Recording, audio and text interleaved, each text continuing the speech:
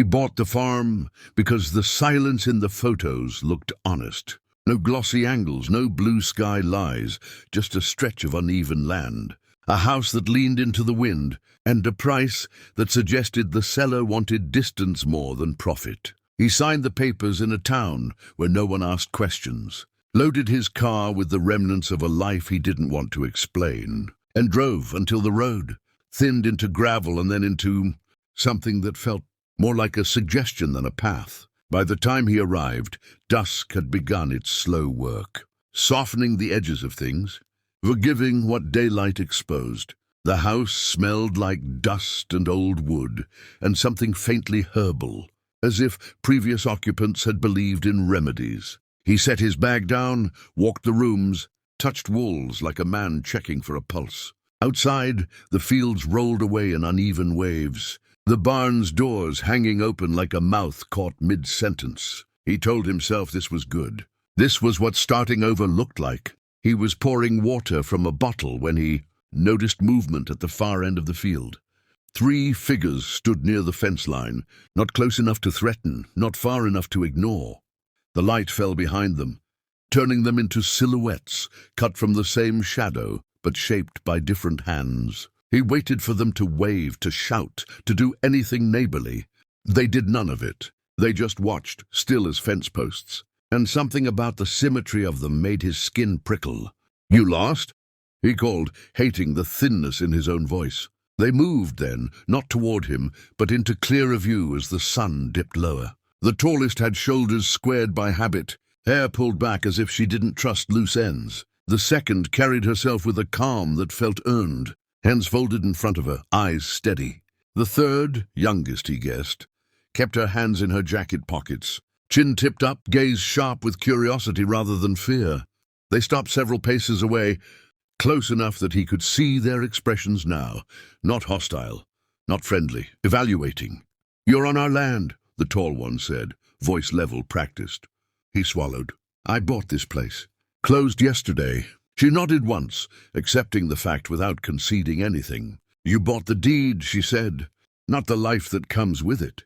He almost laughed, because the line sounded rehearsed, because it was easier than admitting the air felt heavier with them there. "Look," he said, spreading his hands, "if there's a misunderstanding—" "There isn't," the calm one cut in gently.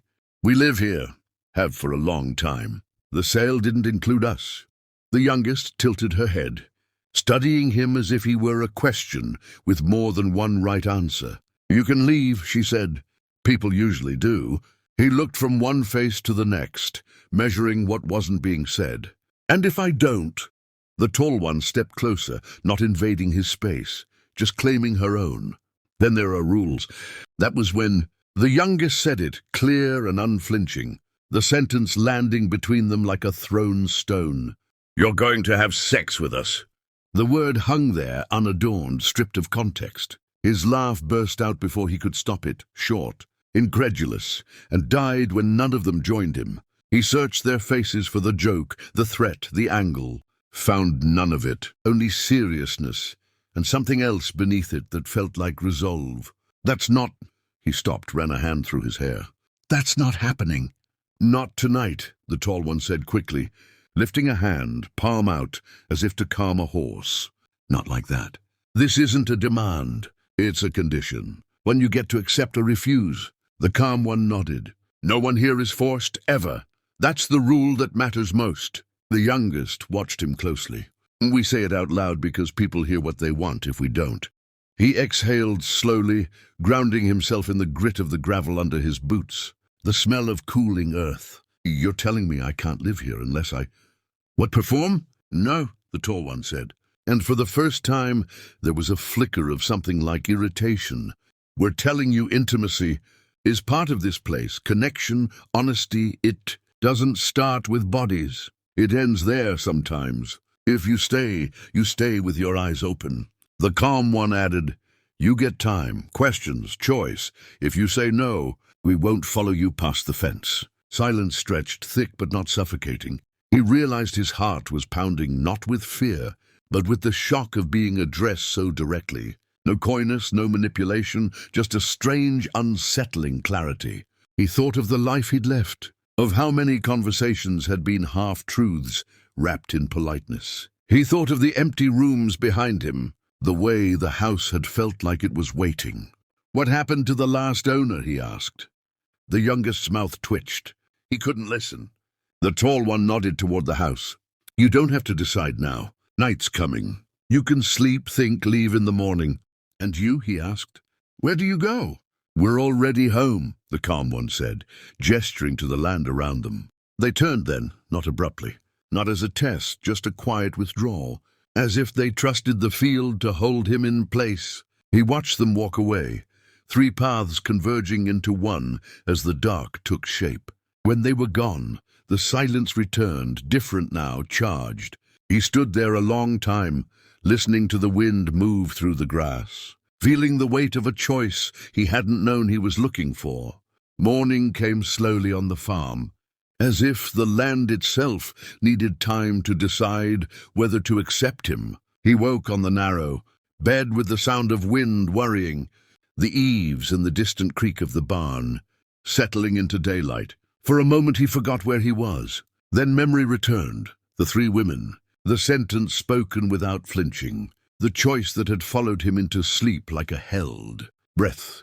He lay there staring at the ceiling, waiting for regret or panic. What he felt instead was a cautious clarity. He found them one by one as the day unfolded, not gathered like a tribunal, but woven naturally into the work of the place. The calm one was in the kitchen, sleeves rolled, kneading dough with slow, deliberate movements. She looked up as if she'd expected him at that exact moment and offered him a cup of coffee without asking. The youngest was out by the fence, repairing a loose post, her jacket abandoned on the grass, hair pulled back against the sun. The tall one was in the barn, lifting feed sacks with practiced strength, dust haloing her like smoke. No one mentioned the night before. Not at first. They spoke about practical things, the well pump that stuck in winter, the fox that tested the hen house, the far field that flooded after heavy rain. He listened more than he talked, noticing how each of them spoke differently, how their words overlapped without competing. By noon, he realized something had shifted. He wasn't being evaluated anymore. He was being included. It was the youngest who finally broke the surface. They were sitting on the porch steps, sharing apples, watching clouds stack and unstack themselves in the sky. "People hear the word sex," she said, not looking at him, "and they stop listening." He nodded. "I almost did." She smiled faintly. "Most do." The tall one joined them then, lowering herself onto the step with a sigh that sounded like relief. "We should be clear," she said. "Staying doesn't mean anything happens by default. It means you don't hide, from us or from yourself. And if I decide I can't?" he asked.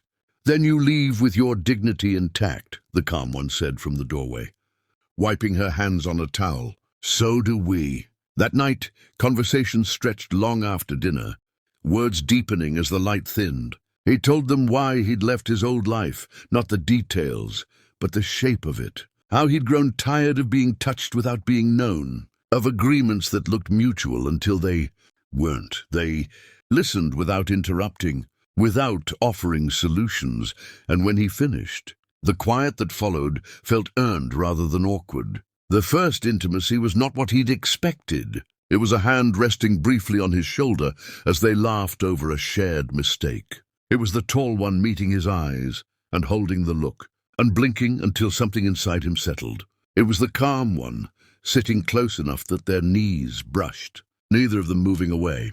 Desire existed undeniable, but it was braided with restraint, with a patience that felt almost radical. Days turned into weeks. The farm taught them a rhythm that didn't rush. They worked, ate, argued gently, made up without drama. Sometimes one of them would touch him, a brush of fingers, a lean of weight, and sometimes they wouldn't. He learned to ask, to listen for answers that weren't spoken aloud. He learned that wanting didn't obligate anyone, least of all himself. When closeness finally deepened, it did so quietly, without ceremony. One evening, as rain drummed steadily against the roof, they found themselves in the living room, the fire low, the world reduced to warm light and sound. The youngest spoke first, voice steady. I want this, she said. With all of us, if you do. He searched each face, finding openness there, not expectation. I want it, he said, surprised by how calm the truth felt. And I want to stop if anyone wants to stop.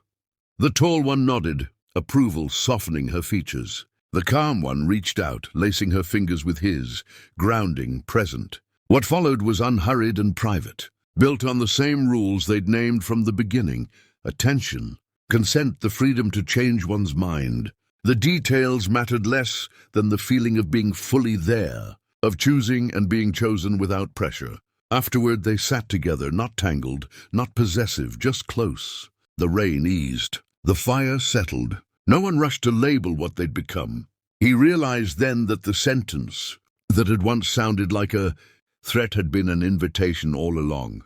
Not to sex alone, but to a way of living that refused shortcuts. Later, lying awake, he understood what he'd bought with his money had been land and buildings. What he'd earned by staying was trust. The farm didn't demand anything. It didn't also give back. And in that balance, honest, imperfect, deeply human, he found something he hadn't known he was brave enough to want.